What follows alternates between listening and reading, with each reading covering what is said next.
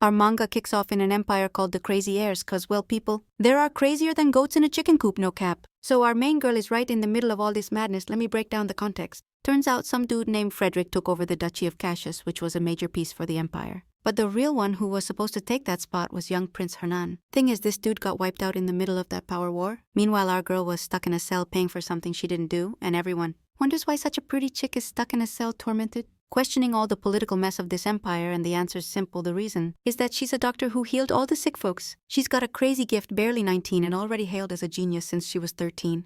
At that age, I was barely picking my nose and here she is, already known as the best doctor, and here's where. They say some are born to shine and others to crash, but our girl was at the top of her game, considered the best doc around. Since then, she started wondering if she should open a clinic to boost her rep even more, and gotta admit she wanted some extra cash too. Cause let's be real, we all like the dough, but her dreams got crushed, cause now she's dressed like a homeless person. Stuck in a brutal prison, and worst of all, she's sentenced to die. To get why she's locked up, we flash back 6 months to when our beautiful main girl lived in the Duchy of Cassius and Duke Caesar just lost his heir, Hernán. The weird part is that since he was a kid, Hernán was super weak, couldn't even get out of bed until he was an adult. And the worst part, he died without leaving an heir. And just like him, his buddy couldn't get his act together either, leaving a power vacuum cause no heir was born. That's when his sneaky cousin, Frederic, rolled into the duchy as his replacement without breaking a sweat. This dude used their blood ties to snatch power ASAP, and once he became duke, he teamed up with all the rebels and turned the duchy into a battlefield. The rebellion got crushed for a bit, but most of the young folks in the duchy were dead or badly hurt. The residents had to pay huge damages cause of this pointless war, and among them was our sweet main girl, now locked up for helping a bunch of idiots. She questions why she deserves this jail time since she was the most skilled doctor in the territory, just doing her job, treating patients with care, doing her best so they wouldn't end up visiting St. Peter. That's when the imperial family accused her of playing a big role in spreading the rebel army's forces. What hurts the most is that at her coming of age, she was independent and wanted to get fame and make some extra cash, but apparently saving wounded people was a crime in the empire. Plus, she didn't pick and choose who to treat, didn't matter if they were rebels or the emperor himself. She was just there to do her job, but the tears hit hard and she can't stop crying cause this is way too unfair. While she's crying, a ponytailed lady approaches looking like one of those know-it-all old ladies listening in and asks what feels so unfair. This made our girl mad AF cause just being locked up felt way too unfair, and on top of that, her sentence was to be hanged for trying to save someone, and in her heart and goodwill as a doctor, she wasn't about to run and let a dying person die. Mina angrily told the whole story to the lady who kindly listened. She wasn't about to run off and let a dying woman go like that. Mina was telling the whole story with mad anger to the lady who was kindly listening. Out of everything the protagonist complained about, what caught that old lady's attention the most was the fact that the protagonist was a doctor. And she assured her she was a damn capable doctor, plus she thought it was a shame all her knowledge was gonna end up 6 feet under. Inside, the waifu stared at the ponytailed old lady, wondering why this grandma was coming at her like she recognized her from somewhere. Without giving any explanation about who she was, the grandma started spilling her problems, saying she had a brutal migraine that wouldn't let her sleep, and when the protagonist heard the symptoms of a patient, she felt like the main character again, the doc saving those in need, and happily exclaimed this would be her last duty as a doctor. As expected, the protagonist used her magic, touching the old lady's hands, and started connecting with her aura, concluding that the pain was caused by magical energy inside her. The protagonist grilled her to find out if she'd absorbed magical powers from someone else, because besides that, inside herself she had great power. The old lady was shocked, realizing the protagonist was legit a genius, because for a long time, she'd been dealing with this pain and no one could tell her the cause. Looks like the protagonist ain't playing around. She's a doc with a rep for being a genius in this territory. Since Mina was into natural medicine, she prescribed her to drink every morning a moonflower tea with flowers for zinc and urcifin. Don't ask me what that is, cause honestly I don't know, only chamomile tea is my vibe. Besides that, she recommended she had to eat meat so the side effects would disappear. Even though she'd helped this old lady by diagnosing and prescribing, it was impossible not to feel overwhelmed and sad, because no matter how much she nailed the diagnosis and the recipe to get better, realizing they were in a cell made her conclude they were gonna die anyway. Apparently this grandma didn't care about dying, she just kept hyping up the doc, telling her she really was a genius. And in return, the lady offered to help the protagonist with whatever she wanted. Sounds crazy. 2 people in a cell offering mutual help, and Mina just thinks what she really needs is to get out of there, and that's something the old lady can't grant her. Although at first the grandma told her to ask for anything, asking for dumb stuff wasn't part of the deal, so why bother? It was better to laugh at their own misfortunes.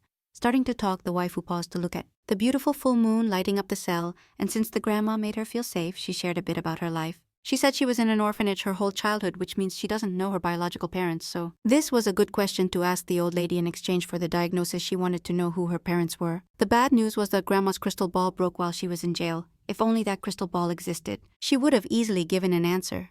Suddenly the vibe got super tense, and the old lady told her she really couldn't save her, and didn't know who her parents were either, but what she could give her was a new chance at life. And this was wild. The protagonist never imagined hearing that, much less starting to smell blood. Suddenly the protagonist was totally wiped out, completely crashed, and the clock in time started, wrecking her physical existence on this earth, all because the old lady cast her spell to change the young lady's future, who looked like she was sleeping like Sleeping Beauty. Suddenly the scene switched hard, and the vibe changed completely. She wasn't in a prison. This place felt familiar and well, folks. The famous doc was back at the orphanage like when she was a kid. This felt seriously insane. She looked in the mirror and saw she was 13 again. She couldn't help but be in denial. Not even in her wildest novel did she imagine time travel was possible. This was like shouting another shot at life. Now her goal was crystal clear: avoid ending up in jail and survive no matter what.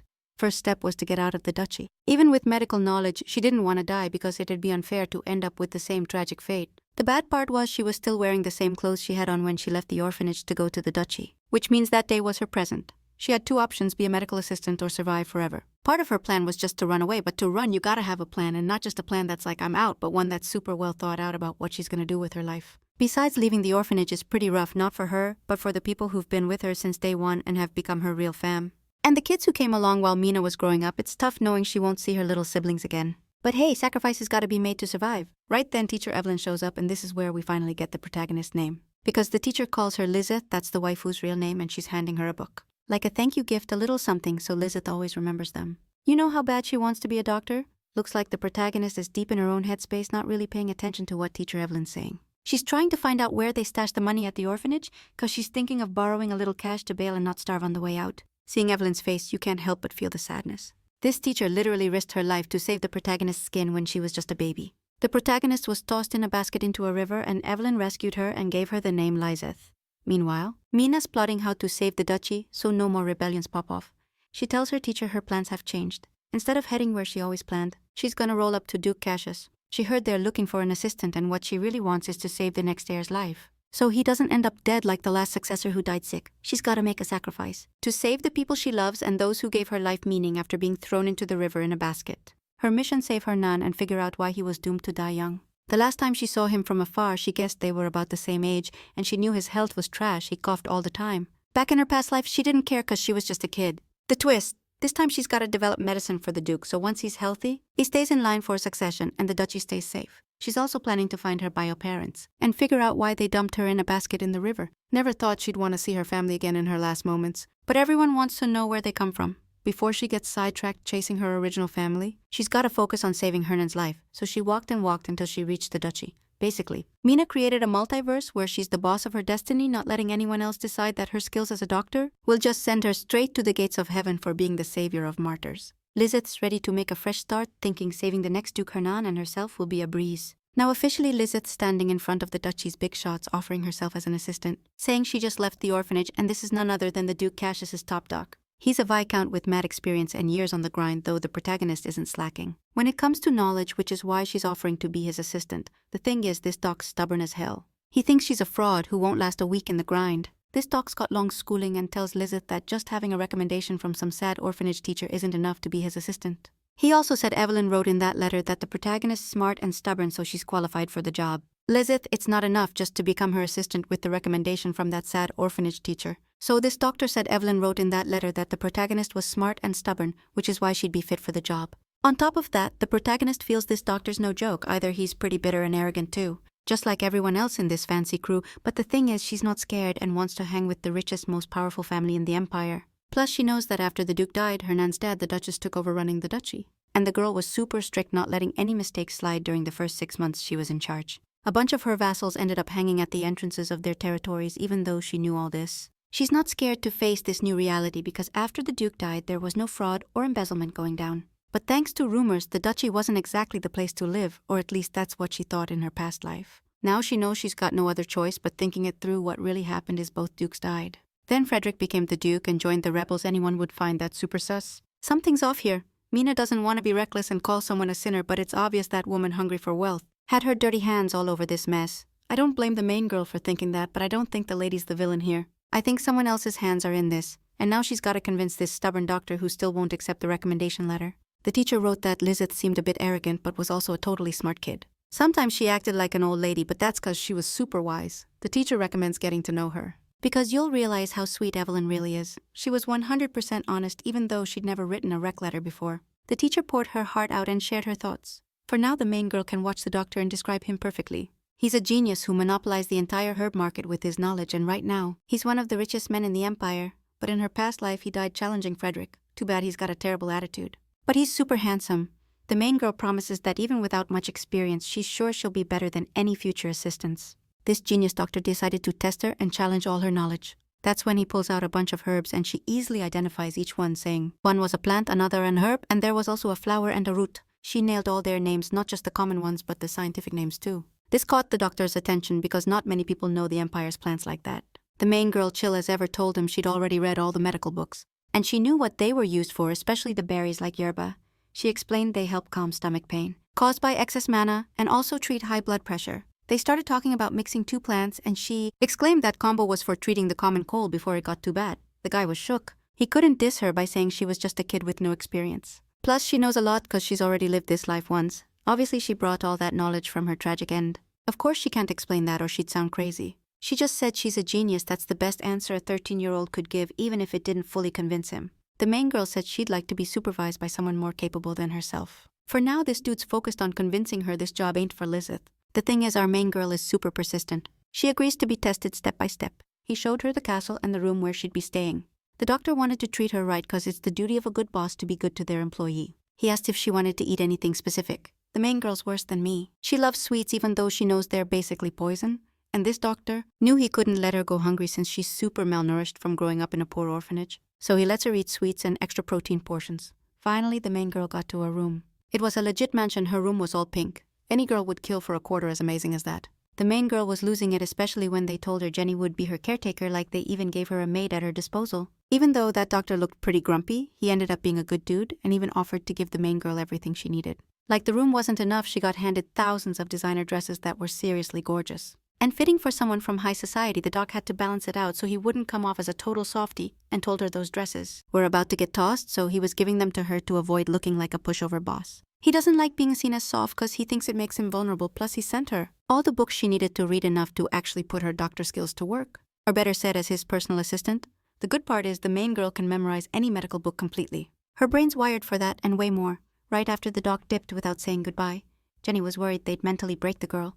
They were gonna make her read dozens of books, which is straight up insane for someone her age. Lizeth didn't care at all, claiming she was a legit genius and thousands of books would only boost her learning. Jenny's totally in love with the main girl. She reminds her a lot of the Viscount when he was a kid. And the reason they're so alike is because the Viscount used to say every day he was a genius too. They even have the same hair color. Jenny also said the doc gave her the room that belonged to his daughter, which flipped the main girl upside down. Now she wanted the full tea. The main girl's more nosy than my neighbor Xiomara. She wanted to know why he gave her his daughter's room, plus she was the Viscount's lost daughter. A kid who's never been seen even once because they were separated at birth. That's why the Viscount doctor suffers so much. He's holding on to hope to get her back someday. The Duke gave him a room for his daughter in the dukedom, so if she ever showed up, the room would be ready for the Viscount's daughter. Now the main girl gets it. This dude is so bitter because they ripped the most precious thing from his life. Jenny didn't want to dig deeper into this, so she just told her she'd give her a tour of the whole castle later and mentioned the young man's room was at the end of this hall. Of course she meant young Hernán, and the main girl knows that at 19 this dude was about to collapse. But since they went back in time, this guy is now a kid. The main girl's pretty worried about that kid's health. If the poor guy dies, everything's gonna go to hell.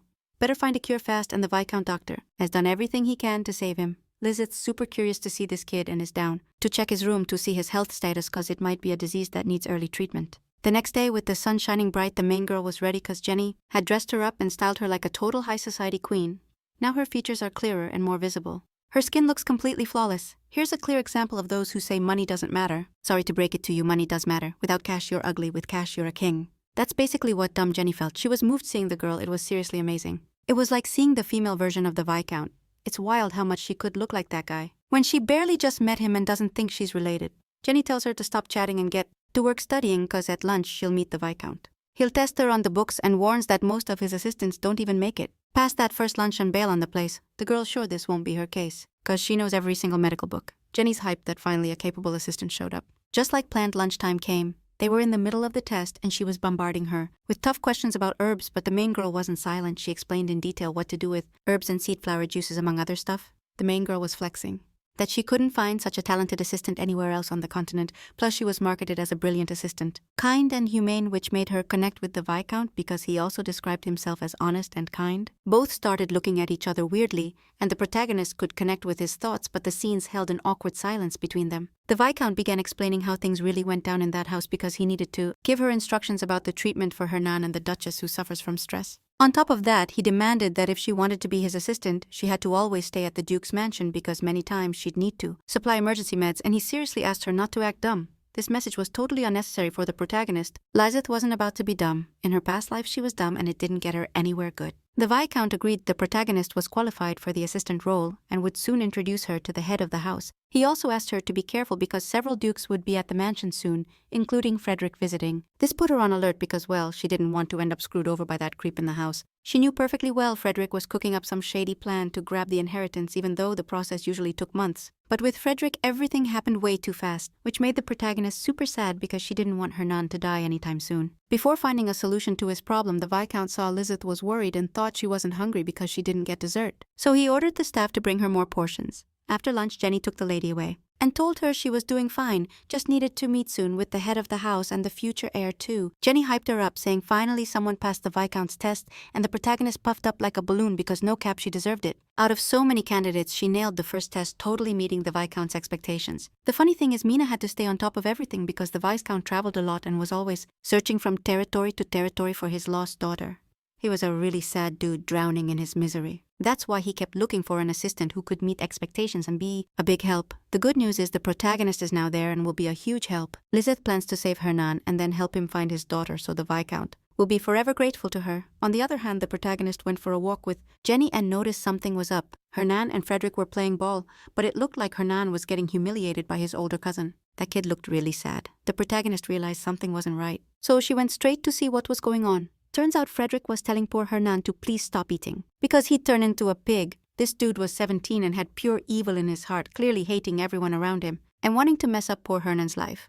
Lizeth wasn't going to stand for more injustice and ran off no matter what Jenny said. While Frederic kept bullying his cousin, Mina stepped in to stop the fight, or better said, the harassment Frederic was doing to Hernán. Hernán was just like an old hen, overshadowed while his cousin flexed power over him. The protagonist told him he should leave because his dad was looking for him, which was a lie, but she had to get him out of the way. Finally, the dumbass left, and the protagonist met Hernán, instantly vibing with him since they were the same age, and offered to play ball together. This kid was pretty surprised by the protagonist's kindness, so he asked if she knew who he was because it was obvious she acted like that just to help him. No one deserves to be rejected and humiliated, and Frederic was slowly making this poor guy's life hell. They both decided to be playmates and have some fun in the garden. They immediately started playing ball, and it seemed the protagonist wasn't that fast, but she wasn't going to give up and was going to bring her A game. They played several rounds of tennis, however. The main girl ended up getting wrecked because he was mad good at the game, plus he acted like a total gentleman. So when Lizeth saw her frustrated on the floor, he immediately stepped up to help her out. Deep down, this kid was seriously messed up and super sensitive. Seeing the main girl down there, he thought he'd hurt her somehow and figured he was a total failure. But the main girl, with her stubborn and resilient vibe, got up saying nothing happened and even hyped him up, telling him he was really good at the game. The thing is, Frederic had already brainwashed him into thinking this dude was a total loser. It was so deeply wired in his head that whatever Frederic said, he took it as gospel. He even convinced him that Hernán was made to hurt people, which obviously ain't true. But we all know this was just a move to kick him out of the game. Not just the kids' game, but the Game of Thrones, basically. For Frederic, it was crucial to get him off his path and snatch the power to create the chaos we all know too well. Frederic managed to hijack his cousin's mind, all thanks to the kid's mom being super busy running the duchy. Not many people came to visit Hernán, so it was easy for this little dude to mess with his cousin for a long time. And every time he showed up, Hernán's health took a nosedive. It was like the kid was a bad omen bird. But really it was because he never let him eat right, always telling him he'd get fat like a whale. He made him believe that starving himself would make him healthier, but like, who the hell stays healthy without nutrients? On top of that, this little punk threatened him, saying all this had to be a secret for his own good. He intimidated him by saying if he didn't listen, that little kid on the throne wouldn't have anyone left to play with. And he'd been doing this since the kid was 6, so that's 7 years of mind control straight up. Not only that, but he made Hernán's health go downhill, and the only reason Hernán listened was because he didn't want to lose his only friend. But with friends like that, who needs enemies? He ate barely anything and forced himself to exercise just to keep it together since there was no adult around to stop it. Hernán was slowly getting weaker. Now that you know the tea, the main girl's gotta get ready to help him out. Lizeth told him from now on, he didn't have to stress about having friends. She herself would make sure they played together every day, no Frederic allowed. Hernán didn't think this was gonna work. He didn't see himself as smart enough without Frederic around, which was totally false. Because Frederic just humiliated him and kicked him around like a damn soccer ball. the dumbass Lizeth, started yelling like crazy to make him get that he was actually mad good at the game, and she was honest enough to tell him straight up. After breaking it all down, she realized she could flip his whole situation. She knew he was skinny cause he wasn't eating right, but the good news was he had solid genetics and his muscles were on point. All she had to do was help him grow by feeding him right, getting him to work out, and prepping him for what's next. Now I was curious who the heck this girl was cause the main girl just showed up like a lightning bolt in a storm.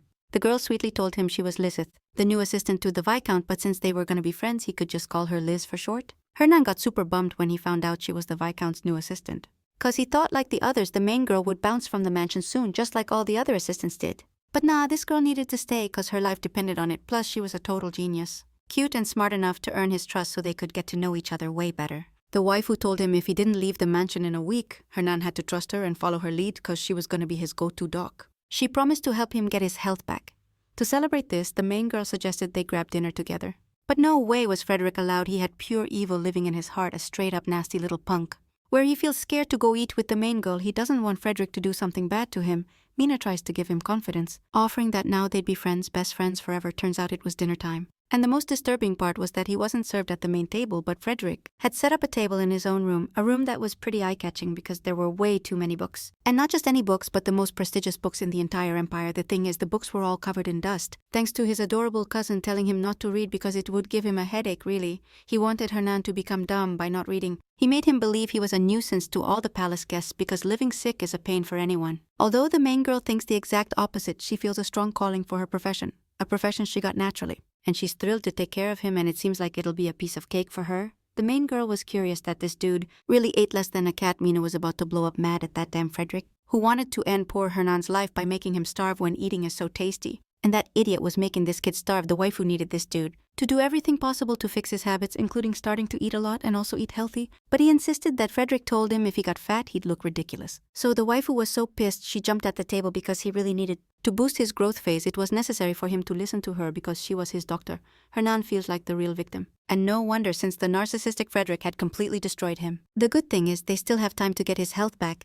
The main girl promises she'll care way more about his well-being. Lizeth promises she'll care more than anyone about his well-being. Seemed hard to believe. But the girl is super smart and honest, and above all, she'll be Hernán's special caretaker. And in the future, she'll probably become the best doctor in the world now. The main girl knows her life's purpose. She went back in time to save Hernán. And she has to remember this until they both reach adulthood. Her mission is to make sure he grows up healthy. But every contract has its conditions. Hernán wanted to know if after he turned adult, the main girl would still be his friend and caretaker inside this imperial palace. Only then would he agree to be friends with her, building mutual trust. The main girl had no plan in mind for when she turned adult, and well, this is a topic she needs to debate, since she's still not clear on what she'll do when she comes of age, as they say. Don't rush or lag behind. Everything will happen exactly as it's meant to. On the other hand, the Viscount was gathering info on all the girls enrolled in the region's daycare centers because he wasn't giving up on finding his daughter. But apparently nothing was working. It was like she'd been swallowed by the earth. The thing is, he wasn't planning to quit. He wanted to do paternity tests on every girl that age. His past kept haunting him. And those memories with his wife about to give birth, was left alone.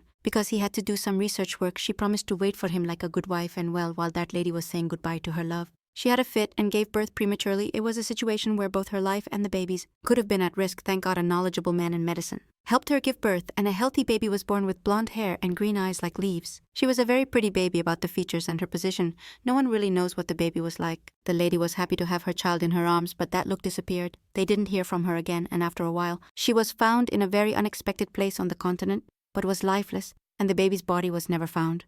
The Viscount was sure he'd find her. He'd search the whole damn world for his daughter if he had to, and all the subordinate could think about was the info on her blonde hair and green eyes, cause genetics can flip the script and birth colors don't always stick. During her growing years, the subordinate kicked off a deep convo with the Viscount. After talking about his daughter, they switched gears to chat about the new assistant. This pink-haired chick caught his eye. The Viscount had just handed over a room meant for his daughter to a total stranger, which seemed pretty wild. The Viscount said when someone feels comfy somewhere, they don't just bounce to another spot. That's why he wants the girl to be as cozy as possible so she sticks around. He thinks she's a pretty sharp kid, loaded with knowledge that'll be a huge help to Hernán, plus as long as his assistant nails the job, he'll have time to go hunt for his daughter. The pink-haired one jokes it's the first time this ogre's liked an assistant. Usually he's all tough guy making life hell for anyone who steps into his workspace. The Viscount went to drop a stack of docs on the main girl to study. Jenny was watching her, surprised she hadn't bailed from the palace. The workload was insane, but the main girl stayed chill while reading through it all. Jenny decided to grab some snacks cause a full belly means a happy heart, you know? What the main girl was reading listed the Duchess's symptoms: chronic on and off pain. She figured it was all stress from work and thought the Viscount's prescription made sense. Then she dove into the kid's illness. She noticed symptoms like unexplained toothaches, headaches, occasional seizures, even high fevers. Even with all the meds prescribed, they hadn't pinpointed the cause, so they'd only taken temporary measures. The Viscount had been way too busy to figure out what was really wrong. So all he did was slap on warm compresses and tried calming symptoms with meds and herbs. But they never got to the root of what was causing all this. There were 6 years left before the Duchess and Hernán's deaths, and the main girl's mission was to crack the mystery behind the illness. Scene changed, the main girl's officially introduced as the new assistant. The Duchess and Hernán were there. The Duchess was shocked because usually assistants quit before even being introduced. What caught her eye was how young this girl looked, right about her son's age. The main girl noticed the Duchess's voice had a weird vibe, making things kinda tense, felt like she wasn't a fan. The Viscount told the Duchess the girl was only 13 but way smarter than anyone expected, basically his clone. At her age, she already knew every medical book inside out. The Duchess was pretty surprised. Hernán was happy to be there for his new friend's intro. He didn't have anyone else in the mansion and was usually flying solo. Now the main girl had her sights set on earning the Duchess's trust. She needed her own lab to figure out the illness that could kill Hernán in 6 years. So getting recognized by the Duchess was key. The main girl started acting up to catch the Duchess's attention, not in a weird or nerdy way though. She came off as a smart young lady who'd just started working. The Viscount jumped in, trying to convince the Duchess she was the best bet to test out all her knowledge. The Duchess told them she'd been dealing with headaches and stomach pain lately, especially when drinking milk. Since the main girl had already read her medical history, she diagnosed the cause as cold. The cold was messing with her immune system, and she was ready to give a prescription similar to Hernán's. The cold messes with your immune system, and she was ready to give a usual recipe like Hernán's. The best move was to sweeten the plant roots and feed them, obviously. She banned dairy products during treatment in case the symptoms stuck around. She recommended some ancient therapy to heal old wounds, which left the lady and her son totally shook. For now, they also had to grill Hernán and see if the good diet was working. And the exercises the Prota recommended, and it seems like it's working, his mood has improved. But then they started grilling the Prota to know what she'd do if Hernán suddenly passed out. The Prota explains she'd take action depending on the symptoms she picks up, and she recommends that the main thing is to follow the rules from the Gemelon medicine book. Deep down, she's kinda disappointed. Because they still haven't cracked the real cause of this dude's chronic illness. This Viscount told the Duchess to stick to the Prota's treatment plan, and if that fails, she's gotta call him ASAP.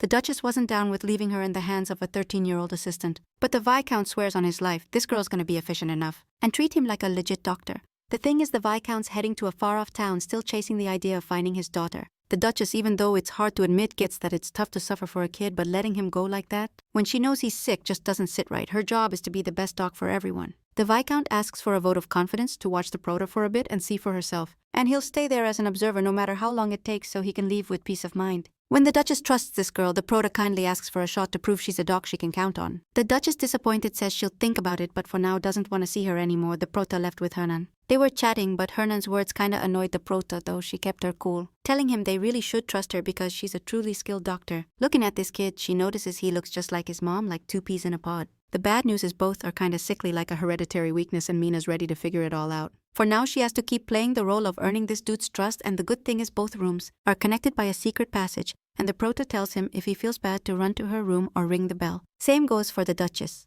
Hernán also apologizes for his mom's attitude, saying she's just a bit suspicious. That doesn't mean he wants to offend the Prota, who totally gets it and isn't offended, understanding the distrust. Cause it's better not to have doubts. Hernán jokes he'll personally keep an eye on her, so his mom can trust her, and between them there's this kinda cheerful chemistry going on. The Prota promises to take good care of him and invites him to dinner that night, vowing to be there for every meal to make sure he sticks perfectly to his treatment on the other side. She lies in bed worried, knowing she needs to use the lab ASAP and find the root of all these problems. The good thing is she remembers the Viscount might head to a distant town to find his daughter, but she plans to create a paternity test. She recalls that in her past life, a new paternity method popped up and the 10 steps got cut down to 7, with results in 3 days, basically advanced tech like a premium test. Now she has to remember the ingredients to mix the roots and pull off the paternity test. The Prota's so optimistic she knows she can do it, and with a rough calculation she can develop it in the lab. So she starts practicing with all that knowledge, but then hits a red light. That's the sign the Duchess is in trouble. That's the cue to sprint out and help her as expected. The Prota bolts like a madwoman, cause it's her responsibility to tend to the Duchess, and seeing her lying in the room, she realizes she needs to start treatment immediately, thank God. Her hands are so powerful she connects with the Duchess's aura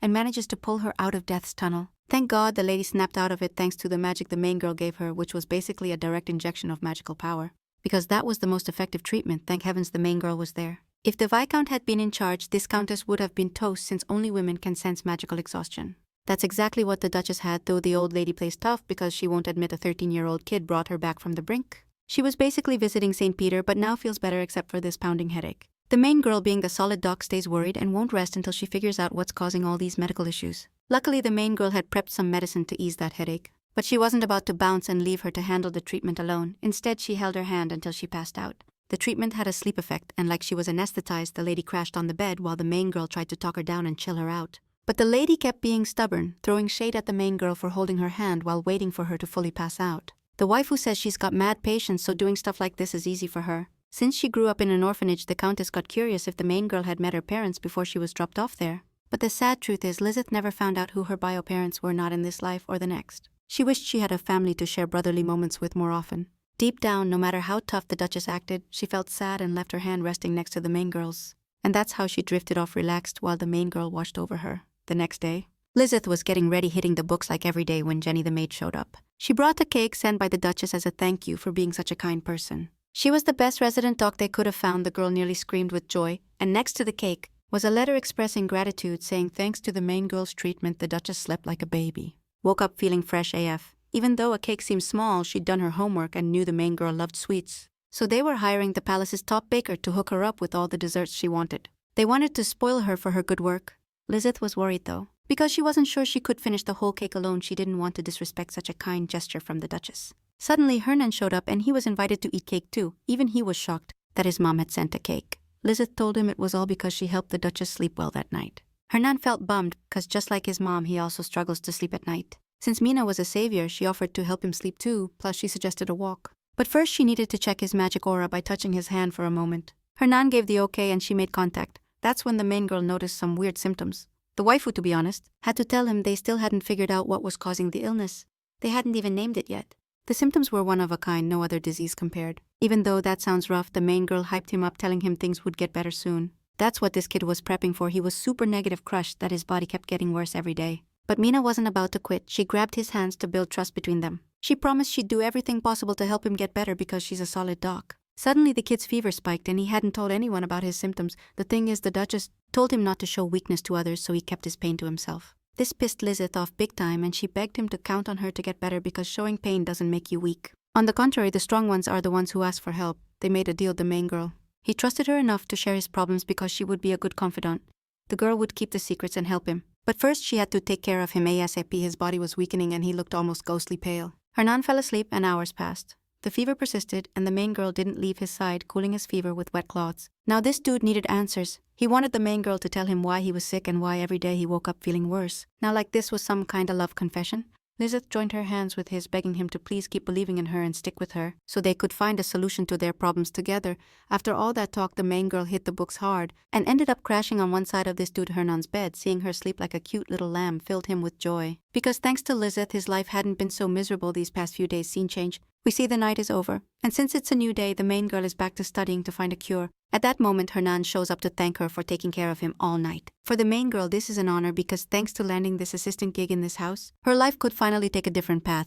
It was time to go out, have some fun, and do outdoor activities to boost vitamin D. Even though you gotta admit the girl was pretty wiped out, staying up all night wasn't easy, but she promises Hernán she'll find a remedy to help him sleep deeply at night and avoid nightmares. She feels like her herbal strategies are gonna work. She just asked the dude for a little trust. Then she reaches out her hand for a pinky promise, giving him confidence that his life's gonna get better soon after they went out for a run in the fresh air. The main girl was the coach and made him run harder each time she needed him to build up his endurance. He hadn't pushed his body to 100% in a while. Because Frederic kept him away from any physical activity, Lizeth's plan is working now that physical activity is in motion. She has to make sure this dude eats and also sleeps well to strengthen his growth phase. For that, she had to make sure he ate enough, and they ordered a solid feast with high-quality protein. The girl needed him to get proper nutrition to stay healthy. Meanwhile, the main girl feels like taking care of him is like looking after a little brother, even getting into her role. She told him that after dinner they'd read some books because he also needed to get mentally prepped. And nothing's better than reading to feed the brain. The plan was to read as much as he could until he felt exhausted, then move on to the rest phase, and Lizeth would be there with him every step of the way. The plans weren't going as the main girl thought.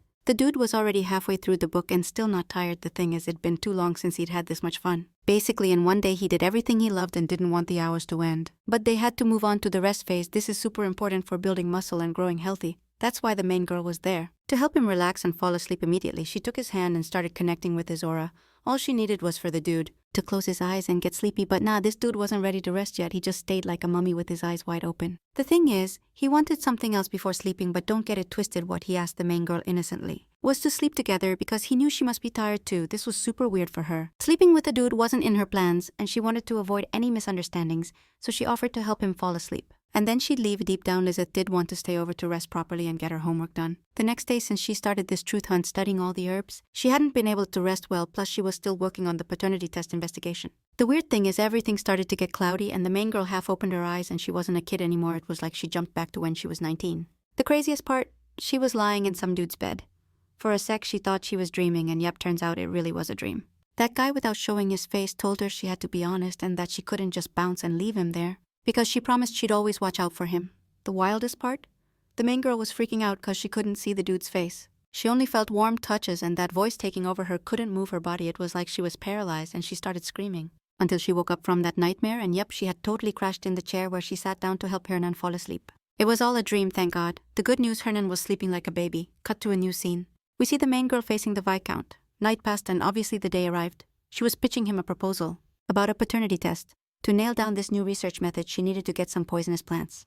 For that, she needed approval. Based on that, she handed over a detailed report. The report broke down everything she'd been working on, explaining why she needed those taupe petals. The Viscount was skeptical and didn't really trust Mina. Still, he gave her the benefit of the doubt and started reading the report on the research to simplify paternity tests. Step by step, he went through the methods she planned to use, the roots, the portions, everything related. To simplify the paternity test, all she needed was to add the taupe petals and the effect would kick in. The main girl gave her master pitch, telling the Viscount that if this experiment worked, it'd simplify the paternity test process, cutting the procedure down to 3 days. The Viscount didn't buy it, thought it was all nonsense. Lizeth wasn't about to quit. She proposed he test it himself so he'd see she was right. For now, she had to play humble, saying she knew all this because she was super studious. But the real reason she knew so much about plant procedures, she'd already lived this life once. Lizeth tried to convince him. Because she knew this would hit his heart, since the Viscount had spent his whole life searching for his lost daughter. But looking at these two face to face, you could say they shared a lot of similarities, which honestly feels kinda sus. But I don't want to spoil too much. Deep down, the Viscount was tired and disappointed from searching and coming up empty. He wasn't convinced to try the method the main girl proposed. He asked her to excuse him for meddling in this. Then he pulled a slick manipulation move, saying if she had a proper lab, the research results would have been better. The Viscount left a bit deep in thought, curious why that girl cared enough to do that kind of research. Definitely realized that Lizeth was different from all the assistants he'd had so far, way younger but also way smarter. And she didn't smile or show much emotion that made him connect with her more, because they basically had the same personality. As he started wandering aimlessly, he ended up near the main girl's room and noticed it was a total mess and chaos. She couldn't stop with her research, but he decided to just turn around and remembered the words she said about the lab and improving results. He knew perfectly well that not having a lab was a major setback for research. The Viscount headed back to his office. He ran into Jenny and grilled her, asking if that girl seemed sus to her, but nope, Jenny was a total sweetheart. The lady saw the girl as a tender soul, but honestly, with that scary look the Viscount gave her, Jenny ended up confessing she'd only noticed something unusual about the girl, a notebook she always carried like it held some secrets. She mentioned that the day Hernán was sick, the main girl spent all her time helping him and writing in that notebook. The lady saw the girl as a sweet little thing, but honestly, with that scary look the Viscount threw at her, she ended up admitting she only noticed something unusual about the girl, a notebook she always carried like it held some secrets. She said that the day Hernán was sick, the protagonist spent all her time helping him and writing in that notebook. And to make sure it wasn't anything bad, Jenny made a copy of it. This lady was sharper than my ex, who used to screenshot conversations to have receipts against me. Yeah, Jenny was that slick, so that's why we see hearts no cap. She kept digging into the protagonist who saw that old lady. Jenny turned out to be a real pain, snooping around to gather dirt on me. No wonder those faces popped up. We see hearts, but who knows? She kept digging into the protagonist. Who even checks out that old lady? The Viscount started checking it out right away and realized it was some kind of medical journal. Every injection was listed with side effects described in detail. That gave the protagonist some serious street cred. Because it was clear she'd been grinding hard and that notebook wasn't a personal diary. It was a medical journal, so that's why it wasn't just random scribbles. Jenny didn't need to keep spying on the protagonist anymore because, yeah, the Viscount had ordered her to watch her trust no one, not even your own shadow. You never know who's on your side or against you, but in this case, the Viscount sent Jenny to investigate because he wanted to make sure the girl didn't mess up. His spot in the Imperial Palace was on the line for letting in a 13-year-old, so he couldn't take any chances. But with this, it was clear the girl was totally trustworthy. Still, he played it tough, saying he was stopping the surveillance because she earned it, and also that he gave her his daughter's room out of pity since she came from an orphanage, but that didn't mean he was going to treat her all special and sweet. Jenny said a lot of people in the palace were grateful to the protagonist, even the Duchess, who sent a strawberry cake to be made by the best chef just because the protagonist helped her sleep at night. The Viscount also wanted to thank the girl for taking the time to do that investigation. He asked Jenny to find out what else the girl liked besides strawberry cake. Jenny suggested he should just ask her himself to get to know her better, but nah. He didn't want to come off like some good Samaritan in front of the girl and felt if he asked her, she'd totally misread it, so he preferred they not bond like that. He also asked Jenny to keep all this on the down low. He didn't want the Duchess finding out he was getting soft on the girl or about the investigation. The next day, the protagonist was back, out with Hernán taking a stroll and getting him to train. This time, she took him up the mountain to climb, which looked tough, but making it halfway up was a good sign he was getting healthier. She didn't want to push him too hard with training, so she let him rest and enjoy the nice view. Everything was really beautiful, and they even had a picnic ready. Hernán felt super energized, soaking up the sun daily. His body felt better since the protagonist was by his side. Lizeth thought this kid had mad potential and some seriously good looks, but of course she kept that to herself. Hernán wanted to do something fun because his cousin told him there were tons of delicious cherries and Frederic was always picking them around there but never gave him a chance to eat any, so the protagonist suggested they gather a bunch together and they set off on this new adventure. The protagonist was always careful to make sure nothing bad happened to Hernán. The downside of being in that mountain forest was the snakes, and one was creeping up on Hernán's foot about to strike. Lizeth started screaming because she wasn't gonna let the snake bite Hernán. She chose to sacrifice herself and jumped on it so the snake bit her instead. Yeah, she was done for. In a blink, the protagonist got bitten on her right calf. Slowly, she felt her body fading away, sinking into deep darkness as her soul drifted through time. Suddenly, she woke up in front of a window, but nothing was real. It was like being trapped in a dream. And she was grown up again. Behind her stood a man who shielded her from the cold, caring for her like he was her husband. Always careful so nothing bad happened to Hernán. The bad part about being in that mountain forest was all the snakes. One was creeping up on Hernán's foot about to strike, and Lizeth started screaming. She wasn't gonna let that snake bite Hernán. She chose to sacrifice herself and threw herself on it so the snake bit her instead. Now she was done for, and in a blink the protagonist got bitten on her right calf. Slowly she felt her body fading away, falling into deep darkness, her soul sinking through time. Suddenly she woke up in front of a window, but nothing was real. It was like being trapped in a dream. And she was grown up again with a man behind her protecting her from the cold, caring for her like he was her husband. Turns out it was none other than Hernán, all grown up, chilling with her in a super chill way. That guy would do anything for her to the point it annoyed her, but it was because she felt weird getting so much love. She came from an orphanage and wasn't used to that protective treatment. That guy treated her so kindly that even the smallest gesture was straight up seductive. She ended up confessing she was scared something bad might happen. Because without her, he'd be nothing. Adult Hernán was telling her that feeling like his world was about to collapse only happened once, but he hated being sick. And thanks to Lizeth, he got better. That's why he's mad grateful to the waifu for becoming his whole world. Suddenly, tears started flowing again. The universe opened its doors and she crashed back to reality, now facing little Hernán, who was calling her desperately because her tears just wouldn't stop. Those tears were what snapped her back to reality. Everyone was super worried again because she'd been bitten by a snake. Turns out she'd been in a deep sleep for 2 whole days. That's the real reason the girl woke up all lost. All this was because of the venom from that herbivorous snake that makes you lose consciousness for 2 days while your body detoxes. But Lizeth preferred it that way. She wanted to save him because she knew he wasn't fully healed from his illness yet. So she'd rather take the bite herself since she could handle any medicine. Deep down, this made Hernán feel super bad because he looked like a weakling in front of the girl, and that wasn't what Lizeth's words were really about. But you gotta realize that he had been through a lot of treatments and a snake bite would have sent him straight to hell. What I wonder is why Lizeth had those weird dreams like she was predicting the future between them. The bad news is we gotta wait to find out. And that's exactly when Hernán came up to the main girl to ask her to please never pull a dumb stunt like this again. That left her speechless because she couldn't promise something like that. Her top priority was Hernán's health, and saved by the bell, the promise didn't happen because the Viscount showed up to check on his patient. He scolded her for risking so much, even though the main girl was sure it was a herbivorous snake and she preferred taking the bite, plus she trusted the treatment the Viscount would give him. The Duchess was there too, worried about the girl's well-being. But the one who was grateful was the main girl because if she'd been stuck in the orphanage, she wouldn't have gotten such special treatment and a powerful cure for any snake bite. The Viscount thought the best thing was to let her rest, because to fully recover she needed to be at 100%. The Viscount had one question before leaving and wanted to know why they went into such a dangerous mountain. The main girl gave a straight-up honest answer. They went there because Frederica said there were tons of cherries on that mountain, which turned out to be false. What they found were snakes. Well, everyone left, and the main girl went back to rest. Lying in bed, she thought she'd been dreaming about something interesting. After many hours of rest, the main girl finally got up again. What she regretted most was not being able to study while she was bedridden. The good thing was she earned the trust of the people in the Duke's castle, all thanks to the Viscount, who asked the Duchess and Hernán to take care of the girl while he went to some faraway lands to find his lost daughter. Both agreed without hesitation. During that time, Hernán was super attentive to the main girl and wanted to spend every minute with her. They even made tons of delicious desserts, and she got to pick the one that deserved the prize for best dessert. And she didn't eat alone, she ate with the Duchess. The prize for the best desserts, and not just her alone, she ate with the Duchess too. The Duchess made her pick the dessert she liked most, so they could hire that chef for life at the palace. Who would have thought that after all? The protagonist ended up winning this lady's heart and even promised to pay double the chef's salary she chose, just so she'd make the best desserts. Without thinking twice, the protagonist went from a poor orphan girl to living in a mansion like a rich queen. That was such a thriving property that the only thing ruining it was the future where Frederic wanted to send everything to hell. Meanwhile, the main girl is gonna soak up her happy vibes cause looks like the Duchess's heart. Also locked down tight deep inside, the main girl didn't want to get bit by a snake, but whatever. This mess actually brought her mad benefits, like they say every cloud's got a silver lining. And with that deep thought, we've hit the end of this vid. Hope y'all show mad love so we can drop the next part. Waiting on your likes and comments. Love y'all my dudes, God bless.